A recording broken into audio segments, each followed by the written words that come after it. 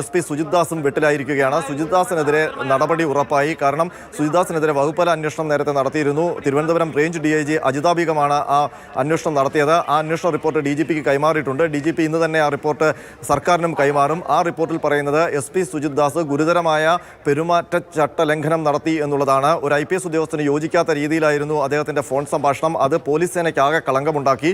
ഈ ഒരു ഘട്ടത്തിൽ സർവീസിൽ തുടരാൻ അർഹനല്ല. അതുകൊണ്ട് സർവീസിൽ നിന്ന് സസ്പെൻഡ് ചെയ്യണം അടക്കം ഉള്ള ശുപാർശകളാണ് DIGയുടെ റിപ്പോർട്ടിലുള്ളത്. അതുകൊണ്ട് സുജിത് ദാസിന്റെ കാര്യത്തിൽ അത്തരമൊരു തീരുമാനം. പക്ഷേ ഗൗരവമായ കാര്യം ADGP MR അജിത് കുമാറിനെതിരെയുള്ളതാണ്. അദ്ദേഹത്തിനെതിരെ ഏത് തരത്തിലുള്ള അന്വേഷണമാണ് സർക്കാർ പ്രഖ്യാപിക്കുക എന്നുള്ളതാണ് ഇനി കാണാനുള്ളത്.